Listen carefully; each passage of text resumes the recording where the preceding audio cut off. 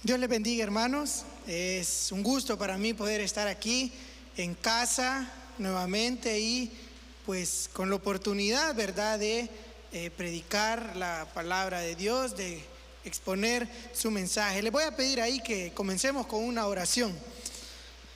Amado Dios y Padre, gracias te damos, Señor, por tu bondad, tu gracia, tu misericordia, porque en Cristo tenemos esa fuente de vida eterna de la cual cantábamos, Señor. Queremos pedirte que ahora prepare nuestra mente, nuestro corazón, para escuchar de tu palabra, Señor. Ayúdame a mí a ser fiel a tu palabra, Señor, fiel a exponerla con claridad. Pedimos todo esto en el nombre de Jesús, en el nombre de Cristo Jesús. Amén. Amén. Bien, como decía ahí, ¿verdad? El hermano Benedicto, primera de Juan, capítulo 1, versículo 10, y hasta el capítulo 2, versículo 2. Hermanos, en esta mañana lo que vamos a meditar este pasaje es quizás tratar de responder esta pregunta: ¿cómo es ser humano que soy, puede tener una relación con Dios santo? O más que todo, ¿qué actitud debería de tener como ser humano pecador ante un Dios santo? Y al hacernos esa pregunta, pues primero debemos de analizar de qué tipo de persona estamos hablando. Si estamos hablando de una persona que no ha confiado en Jesucristo como su Salvador, entonces definitivamente esa persona no puede tener una relación con un Dios santo, no se puede relacionar. Pero una persona que ha confiado en Jesucristo como su Salvador, sí se puede relacionar a través de Jesucristo. Pero entonces, ¿qué actitud deberíamos de tener ante el pecado que todavía está presente en nuestra vida? En este pasaje nosotros encontramos dos actitudes frente a la realidad del pecado nuestro que son reveladas por el carácter santo de Dios. Y esto para que nosotros podamos disfrutar plenamente de nuestra relación con Dios. Leamos el pasaje, dice ahí el capítulo 1, versículo 10. Si decimos que no hemos pecado, le hacemos a él mentiroso y su palabra no está en nosotros. Hijitos míos, estas cosas os escribo para que no pequéis. Y si alguno hubiere pecado, abogado tenemos para con el Padre, a Jesucristo el justo. Y Él es la propiciación por nuestros pecados, y no solamente por los nuestros, sino también por los de todo el mundo. Este pasaje, hermano, pertenece a una sección más grande que nosotros podríamos tomar desde el capítulo 1, versículo 5, hasta el capítulo 2, versículo 2. Entonces, para que podamos entender mejor estos tres versículos que vamos a estudiar, que están al final, es importante que tengamos dos cosas en mente. Primero, la declaración que se hace del carácter y de la naturaleza de Dios en el versículo 5, que se lo presenta como luz. Eso es lo primero que tenemos que tener en mente. Y lo otro que tenemos que tener en mente es el contexto en el que se escribió esta carta. Esta carta fue escrita en un contexto en donde la iglesia estaba siendo atacada por falsa doctrina, pero desde adentro de la iglesia. No era desde afuera que venían estos ataques, sino que venían desde adentro, y desde adentro de la iglesia habían surgido falsas enseñanzas. Una tenía que ver, o las más relevantes eran en cuanto a la persona de Jesucristo, o bien negando su humanidad o negando su deidad. Y la otra falsa enseñanza que se estaba desarrollando ahí era en cuanto al pecado. Algunos pensaban que el pecado no afectaba su relación con Dios, y otros pensaban que tenían que mantener esa relación a través de las buenas obras. Entonces, esta falsa enseñanza estaban contaminando a la iglesia. Y como ustedes saben, lo que nosotros creamos es importante. ¿Por qué? Porque va a determinar cómo actuamos. Lo que yo creo determina cómo actúo. Creemos en la ley de la gravedad, por eso hemos puesto esas barandas ahí, ¿verdad? En las gradas, en el pasillo, porque si alguien camina y va descuidado por ahí, se cae, se va a golpear. Entonces, como nosotros creemos, hemos actuado y hemos puesto una barrera ahí. Lo que nosotros creemos determina cómo actuamos, entonces es importante. Y a la luz de eso,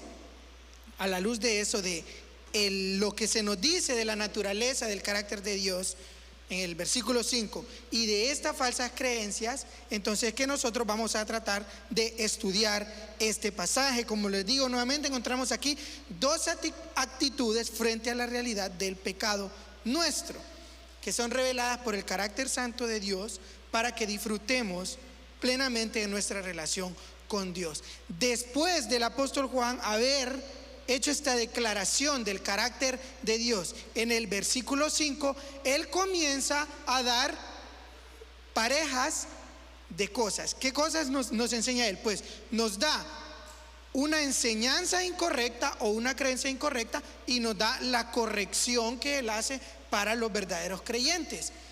Y eso lo hace 3 veces. Lo hace en el versículo 6, él habla ahí de una creencia incorrecta, y en el versículo 7 da la corrección. En el versículo 8 vuelve a hablar de una creencia incorrecta, y en el versículo 9 hace la corrección. En el versículo 10 entonces él vuelve a dar una enseñanza incorrecta, y en el capítulo 2, versículo 1 y 2, él da la corrección. Entonces, estas dos actitudes, como ya ven, que son reveladas por el carácter de Cristo, una es una actitud incorrecta y la otra va a ser una actitud correcta, porque es la corrección que el apóstol Juan está haciendo allí. Veamos la declaración que él hace primero entonces del carácter de Dios. Él lo presenta como luz. Dice: este es el mensaje que hemos oído de él y que os anunciamos. Dios es luz y no hay ningunas tinieblas en él. Y cuando dice ahí luz, ¿verdad? No nos estamos imaginando que Dios es un ser brillante que tira luz por todos lados, sino que es una metáfora que él está utilizando para hablar de la santidad, de la perfección moral de Dios. Lo presenta como luz. Y para ser más enfático todavía, dice que este Dios, que es santo, que es moralmente perfecto, no hay ningunas tinieblas en él. La tiniebla, entonces, nosotros lo entendemos como parte de la metáfora también como el pecado. Entonces, Dios es santo y en él no hay absolutamente ningún pecado, ni siquiera el más pequeño. Él es 100% puro y santo. Entonces, este versículo determina cómo el ser humano va a tener una relación con Dios, porque Él es quien pone los términos de la relación. Entonces, esa relación se debe de dar en la luz, o sea, en la santidad. El problema es que como nosotros, como seres humanos, no siempre andamos en la luz. Por eso Él hace las correcciones.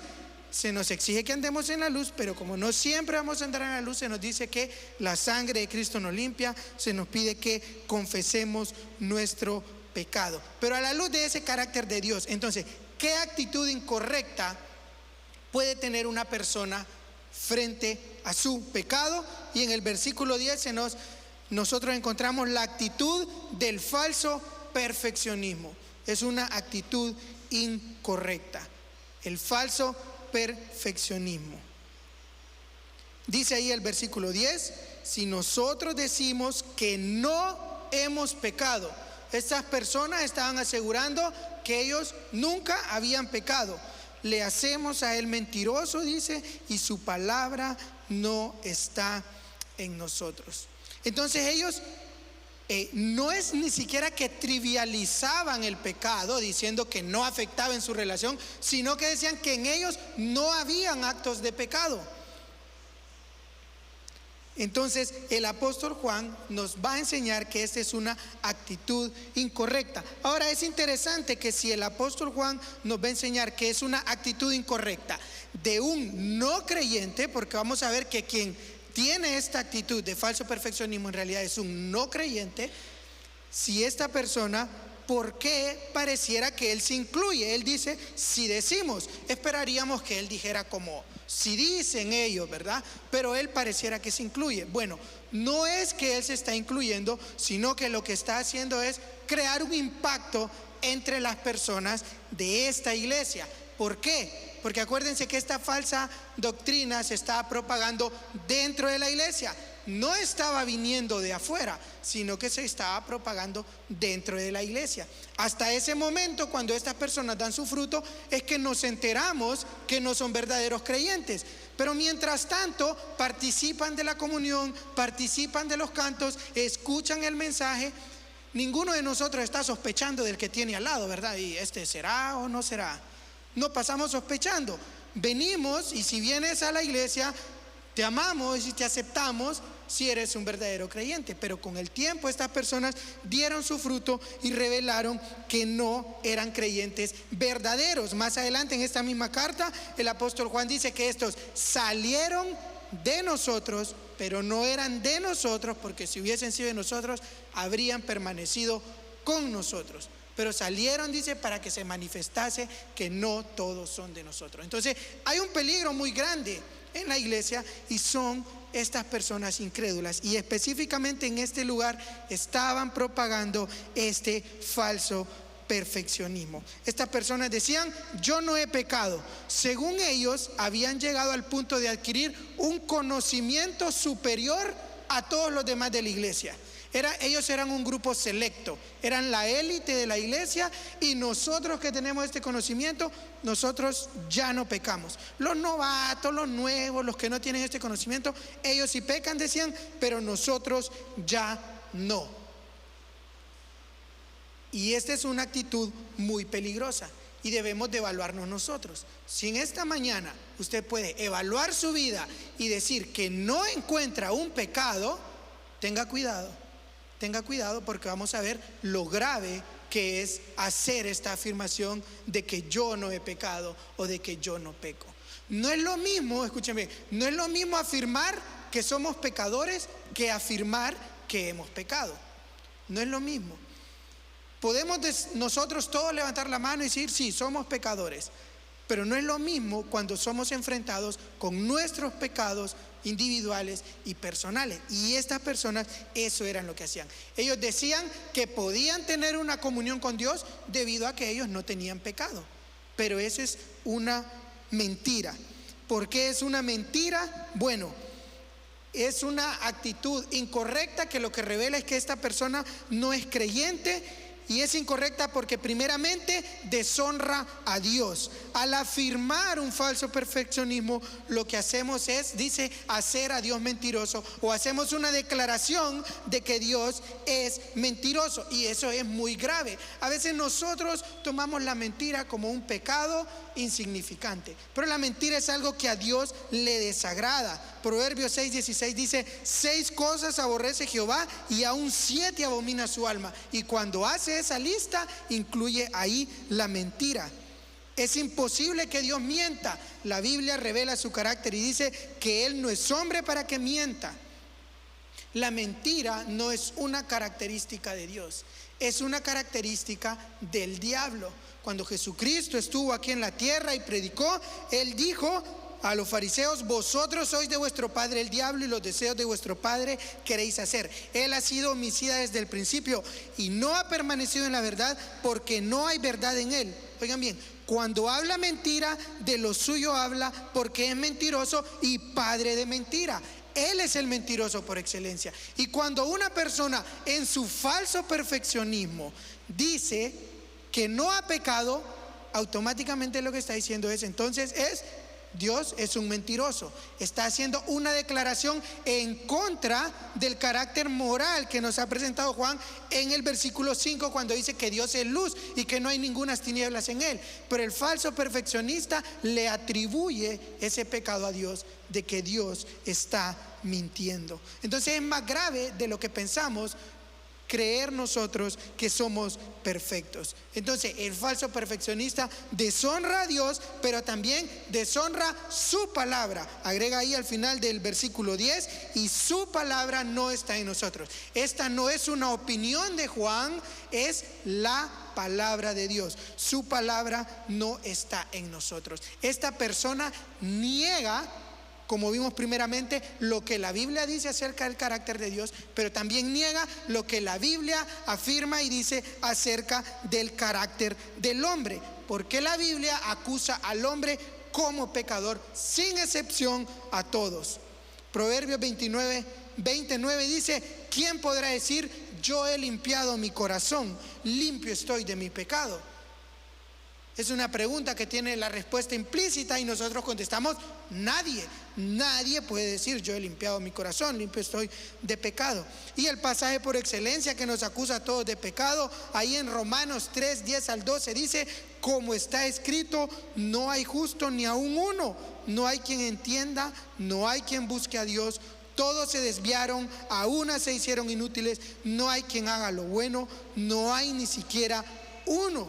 La Biblia habla de que el hombre es pecador, da testimonio de que Dios es santo y que el hombre es pecador. Y quien afirma entonces que no ha pecado, deshonra a Dios haciéndolo mentiroso y deshonra a su palabra, porque niega el testimonio que la Biblia ha dado acerca de él. Acuérdense que estas personas no eran incrédulos que no tenían conocimiento de la palabra de Dios. Ellos estaban ahí en la iglesia, ellos habían leído estos pasajes acerca del hombre, pero su falso perfeccionismo los llevaba, su orgullo interior, a decir que ellos no habían pecado. Y esa es la actitud incorrecta que nosotros no deberíamos de tener frente al pecado, porque si la tenemos, lo que revela es que somos incrédulos. Pero hay una segunda actitud, y esta es la correcta, y esta es la que se espera de nosotros frente a esta realidad del pecado y revelada por el carácter del Dios Santo, para que nosotros disfrutamos de nuestra relación plenamente con Dios. Y esta actitud es confianza en Dios. El creyente verdadero, ante su pecado y ante este carácter de Dios, confía en Dios. ¿Y cómo es esta confianza? Bueno, la vamos a ver en 3 cosas que hace esta confianza. 3 acciones que realiza esta confianza. Primero, actúa. Esta no es una confianza de un concepto que solo está en nuestra mente, sino que actúa. Y volvemos aquí al problema que planteábamos al inicio. ¿Puede una persona, a pesar de su pecado, tener relación con Dios? Si ha creído en Jesucristo, claro que sí. Pero antes de que nos apresuremos y hagamos una conclusión ahí de que entonces quiere decir que puedo hacer lo que quiera, ¿verdad? Porque ya Dios ya pagó, o Cristo pagó por esos pecados. Antes de que vayamos a sacar esa conclusión, el apóstol Juan habla aquí de que la confianza de un verdadero creyente, que es la actitud correcta frente al pecado, actúa alejándose del pecado y viviendo en santidad. Capítulo 2 dice ahí el versículo 1: hijitos míos, estas cosas os escribo para que no pequéis. Lejos de pensar entonces de que lo que dice el versículo 6, de que la sangre de Cristo nos limpia de todo pecado, y lejos de pensar de que la confesión perdona nuestros pecados, y entonces agarrarnos de eso para decir: yo puedo hacer con mi vida lo que yo quiera y vivir como quiera, lejos de eso, más bien el apóstol Juan está diciendo: les escribí eso para que no pequen, para que no pequen. Escuche bien, el sacrificio de Cristo en la cruz debería de ser la más grande motivación nuestra para no pecar, y la confesión debería de ser el último recurso en nuestra batalla contra el pecado. Se lo voy a repetir y anótelo si quiere. El sacrificio de Cristo en la cruz debería de ser nuestra mayor motivación para no pecar, y la confesión debería de ser el último recurso en nuestra batalla contra el pecado. Antes de nosotros ir a confesar un pecado, debemos de haber batallado, debemos de haber tomado la palabra de Dios, el Espíritu Santo que habita en nosotros, para luchar contra esa tentación y no pecar. Ese debería ser el último recurso en nuestra batalla. Entonces, una confianza en Dios, una actitud correcta de confianza en Dios, actúa, se aleja del pecado, vive en santidad. Dice: les escribo esto para que no pequen. Entender la obra de Cristo y la confesión de pecado debería de llevarnos a no pecar. Pero una segunda acción que realiza esta confianza en Dios es que permanece en su abogado. Y cuando estaba buscando una palabra para traerles este punto, pensaba en que acude a su abogado, pero creo que acude no es correcto, porque el oficio de abogado de Cristo no es solo cuando nosotros pecamos, sino que Él está siempre por nosotros delante del Padre. No es que Él tiene la hora feliz que le dice, ¿verdad? Y hay un momento del día en que está sentado y de repente lo llamaron, pecó Kevin, y Él va corriendo para allá y va a defenderme. No, Él siempre está por nosotros delante del Padre. Entonces, una actitud de confianza permanece confiando en Dios. Nos dice ahí, porque se nos dijo que escribe para que no pequemos. Sin embargo, somos hombres y estamos expuestos a la tentación y vamos a pecar. Lastimosamente es nuestra realidad. Si dijéramos que no pecaríamos, entonces estaríamos cayendo en el error del falso perfeccionismo. Pero cuando un verdadero creyente peca, dice el apóstol Juan, abogado tenemos para con el Padre, a Jesucristo el justo. Tenemos un abogado que lleva nuestra causa. La palabra abogado ahí es, en su idea más general, significa alguien que era llamado al lado de otro para animarlo, para exhortarlo, para ayudarlo. Esa es la idea de esa palabra que está ahí. Así se le llama al Espíritu Santo también.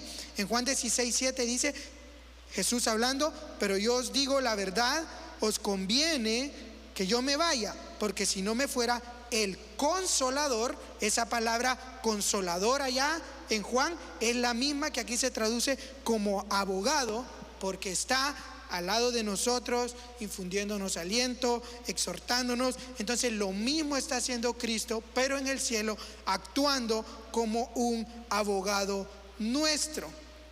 Entonces, para efectos prácticos, quiero que nos imaginemos como que estamos en un juicio, en una sala, ¿verdad? No he ido a las salas de aquí de Honduras, pero he visto las de la televisión, y siempre está el juez aquí en alto, y por un lado está el acusado con su abogado, y por el otro lado está la parte acusadora. Entonces, si estamos en esta sala, hay que saber que este tribunal no es como un tribunal humano, en donde la ley se puede manipular. Y a veces eso es lo que pasa con la justicia nuestra. No gana la justicia, sino quien manipula mejor la ley. Pero en este caso, la ley no se puede manipular porque es dada por un Dios santo y perfecto, y nuestro abogado es justo. Entonces nuestro abogado no va a mentir por nosotros si se nos está acusando de un pecado y se nos está diciendo, hiciste este pecado. Él no va a mentir y decir, no, él no hizo eso, él es inocente, porque él estaría mintiendo, entonces no sería justo. Lo que él hace es decir, más bien, es cierto, él es culpable. Podríamos decir nosotros, pero qué ayuda, ¿verdad? Me está declarando culpable. Pero porque lo somos, somos culpables de los pecados de los que se nos acuse.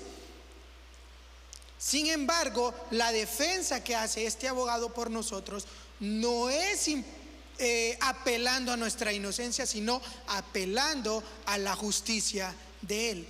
Él se pone entre el juez, que es el Padre, y nosotros como acusados. Él se pone como justicia, de manera que cuando el juez va a acusar, no ve tu pecado, sino que ve la justicia de Cristo. Ahora alguien podría preguntarse, pero si mis pecados ya fueron pagados en la cruz del Calvario, todos, completamente, pasado, presente y futuro, ¿qué tengo que hacer en ese tribunal? Bueno, es para efectos prácticos, porque dice que es nuestro abogado. Y aunque lo que está en juego no es nuestra justificación delante de Dios, lo que sí está en juego es nuestra comunión con Dios. Nuestra relación, debido a que Dios es justo, no está en juego. Somos sus hijos, Él nos ha salvado, nos ha adoptado en su familia. Sin embargo, los pecados que cometemos todavía le desagradan, y eso rompe nuestra comunión con Él. Como quizás los que son padres, cuando su hijo hace algo que ustedes no están de acuerdo, ustedes se molestan. Él no deja de ser su hijo, pero definitivamente que ustedes se molestan. Entonces así pasa. Cuando nosotros pecamos, nuestro pecado todavía le desagrada a Dios. No significa que porque hemos sido justificados, entonces quiere decir que ya Dios es indiferente a nuestro pecado. No, todavía nuestro pecado le desagrada, y de lo que estamos hablando aquí es de nuestra comunión con Dios. El centro de todo sigue siendo Jesucristo, tanto en nuestra justificación como en nuestra comunión con Dios. Incluso cuando estamos andando en los mandamientos de Dios, cuando estamos andando en la luz, no es que en ese momento nos presentamos con nuestra propia justicia. Siempre que estamos delante del Padre, estamos con la justicia de Jesucristo. De otra manera, no podríamos estar allí. Es por eso que esta confianza que permanece nos consuela a nosotros. Porque dice ahí que tenemos un abogado.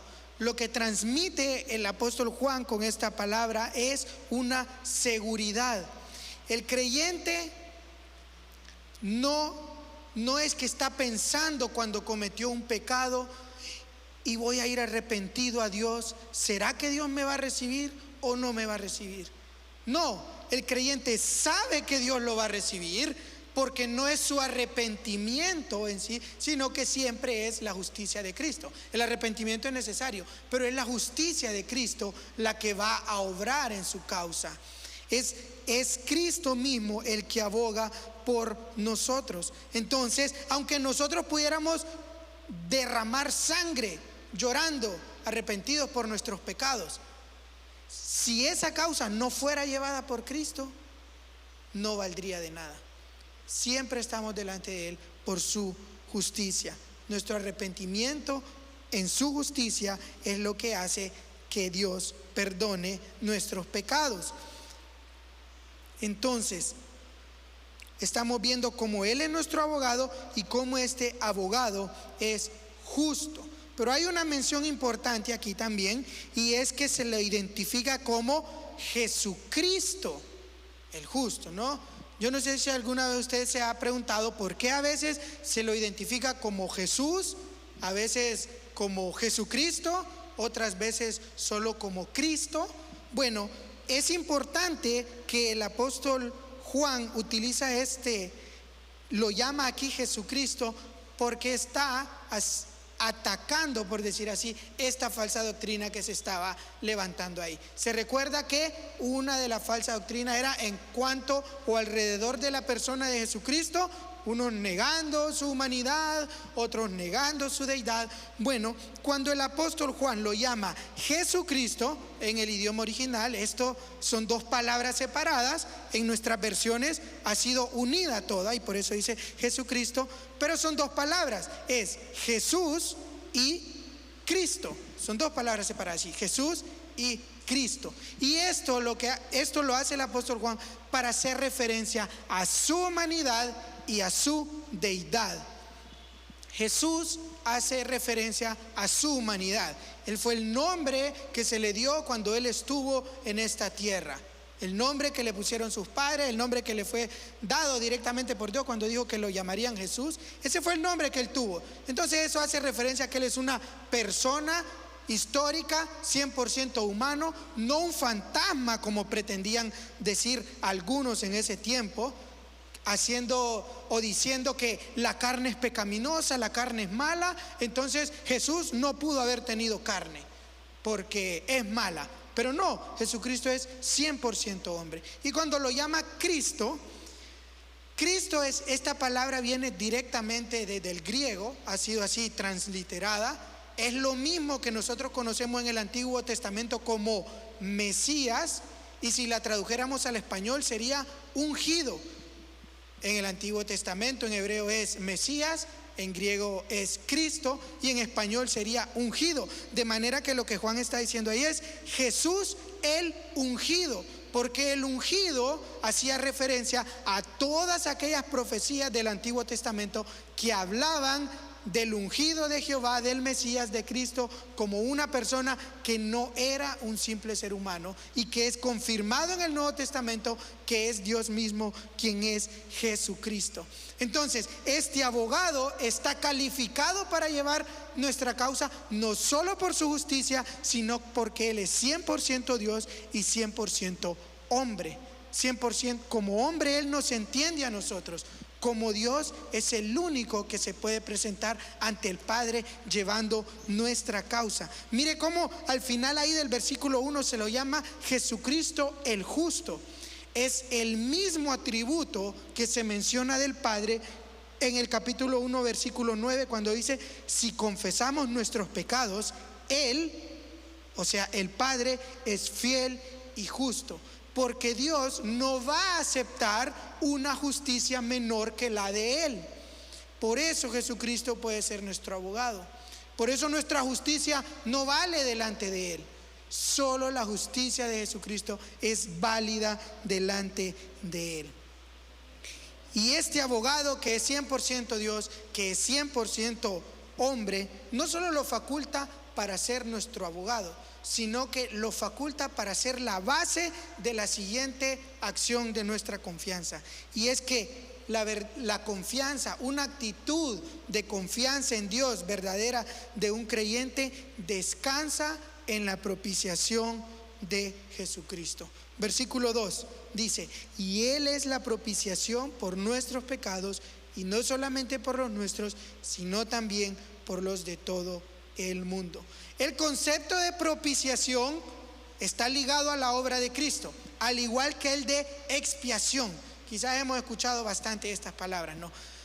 Pero llevan matices un poco diferentes. Ambos se cumplen en la obra de Cristo en la cruz, pero expiación nosotros podríamos entenderlo como la remoción legal de la culpa por nuestro pecado. La expiación quita la culpa de nuestro pecado. Pero ¿se acuerdan que les decía que nuestro pecado todavía le desagrada a Dios? Entonces la propiciación va más encaminada a nuestra relación con Dios. Ya en esta relación que tenemos, la propiciación está arreglando esta relación que nosotros tenemos. Y ha sido una palabra un poco debatida, porque algunos no la quieren aceptar, pero eso es lo que enseña la Biblia, que Cristo es nuestra propiciación. ¿Por qué no la quieren aceptar algunos? Porque la propiciación implica ira, y algunos no quieren creer que Dios tiene ira. Sin embargo, claramente se nos enseña la ira como parte de Dios. En el Antiguo Testamento se usan frases para describirlo como el ardor de su ira, dice. También se lo describe como fuego consumidor. Y él mismo dice: mi furor se encenderá. Salmo 7, 11 al 13 dice: Dios es juez justo y Dios está airado contra el impío todos los días. Si no se arrepiente, él afilará su espada. Armado tiene ya su arco y lo ha preparado. Asimismo ha preparado armas de muerte y ha labrado saetas ardientes. Porque a Dios le desagrada el pecado, y Él está airado contra el pecado y contra el pecador. Y algunos dicen: pero eso es el Antiguo Testamento, que Dios actuaba así. Pero en el Nuevo Testamento también se nos menciona la ira de Dios. Jesucristo le dijo a los fariseos, dijo: ¿quién les enseñó a huir de la ira venidera?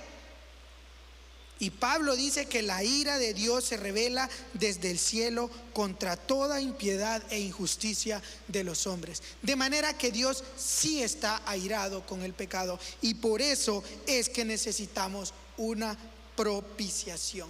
La propiciación lo que significa es dar una ofrenda o un regalo.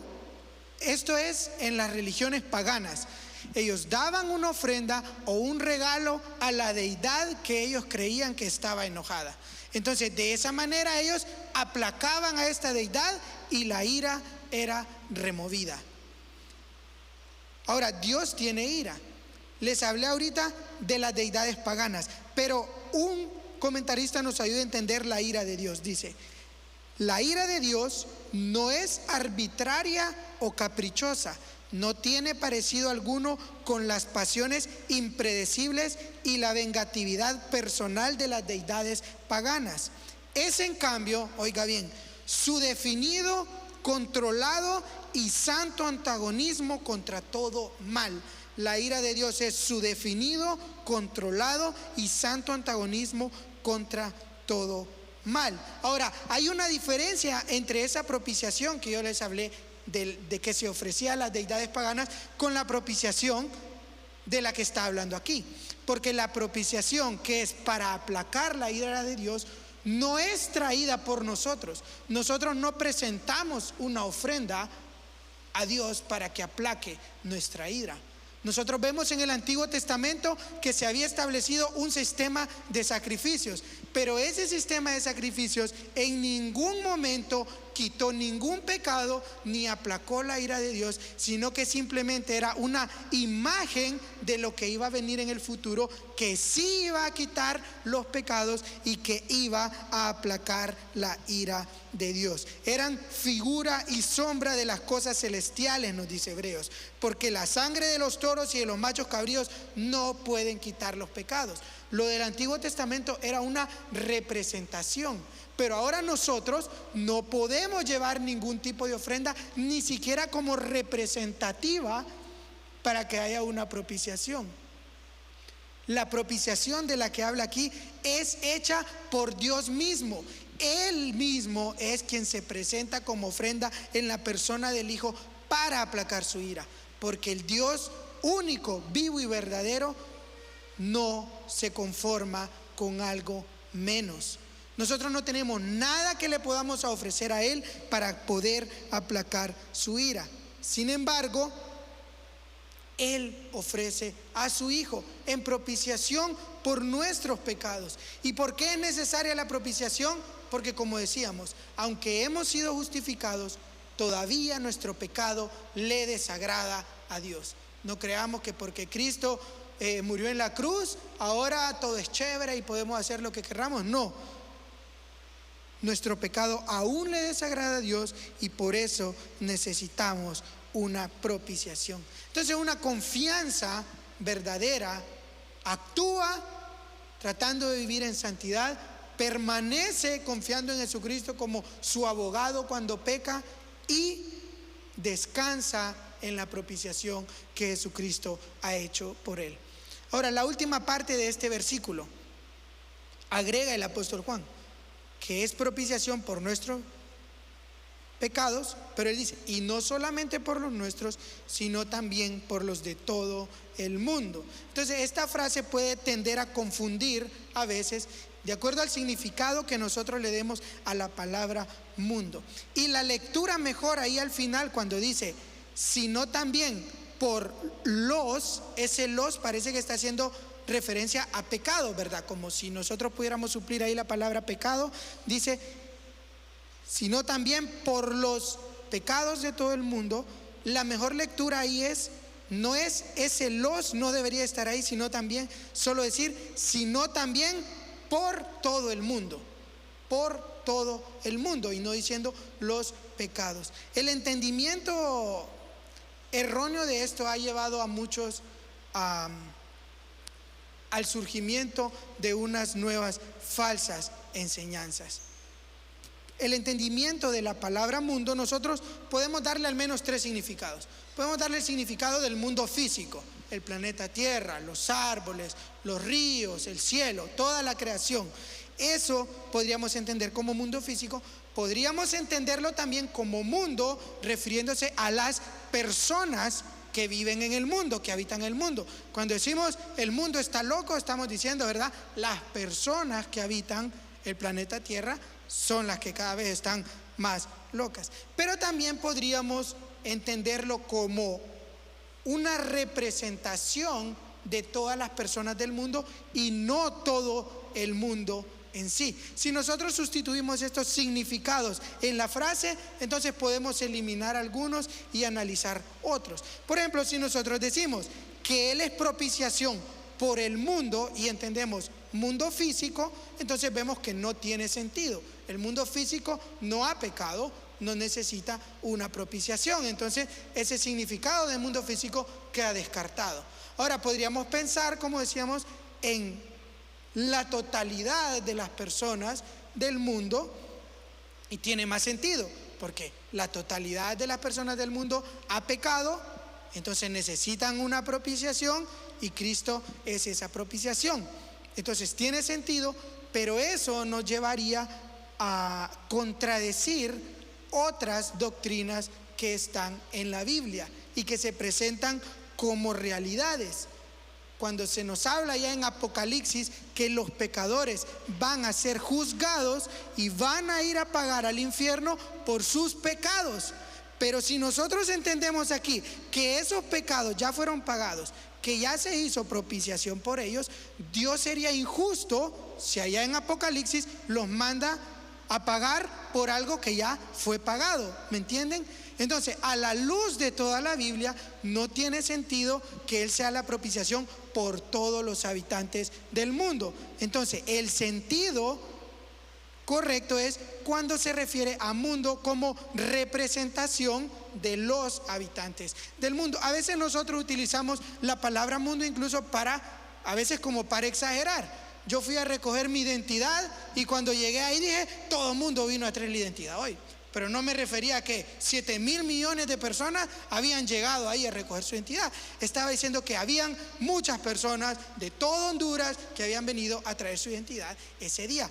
Eso mismo es lo que está diciendo aquí, cuando dice que Él es la propiciación por todo el mundo. O sea, que de todos los países, de todas las etnias, Dios ha hecho propiciación en Jesucristo para sus pecados. Y también el apóstol Juan hace esta mención, la agrega por los falsos perfeccionistas.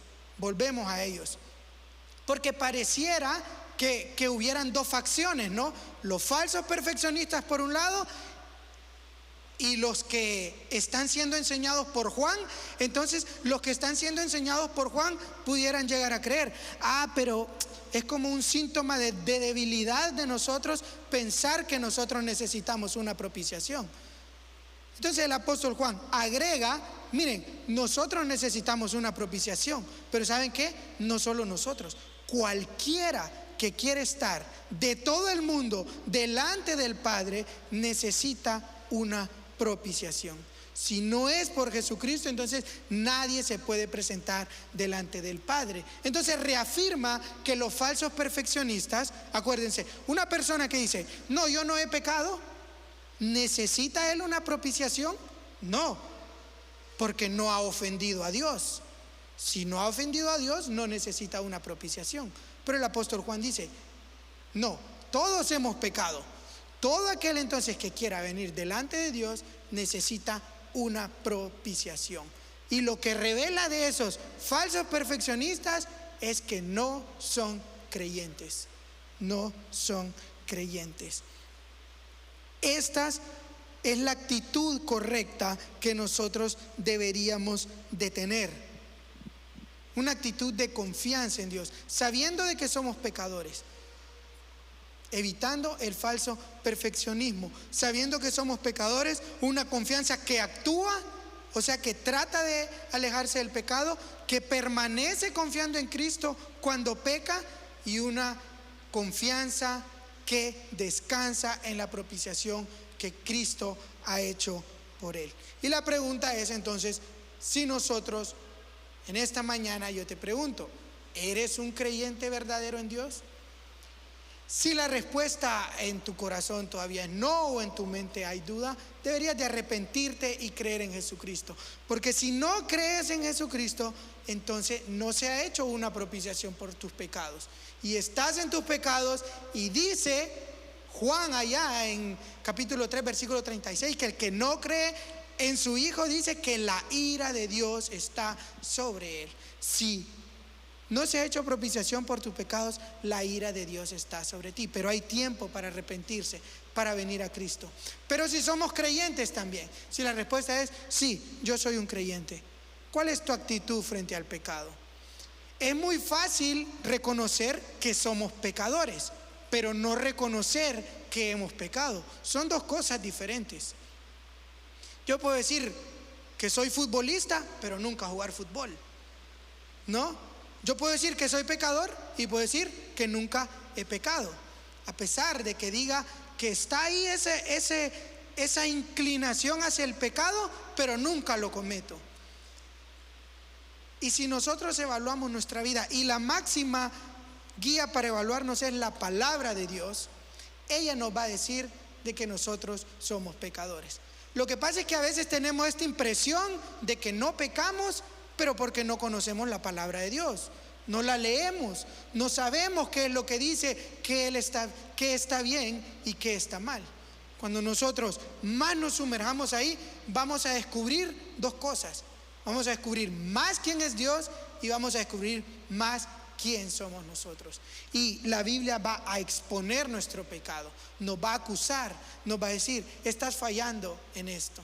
Ahora, pero si no quiere usar la Biblia, aunque es lo que debe de usar, le hago un reto.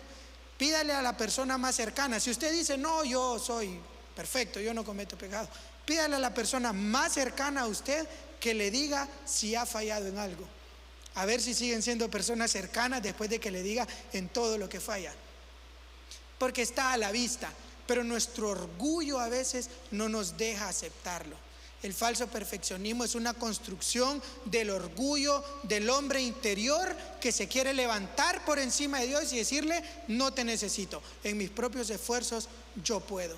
Pero el verdadero creyente no, reconoce que es un pecador, reconoce que no es nada, que solo podemos venir delante de Dios porque venimos en la justicia de Cristo.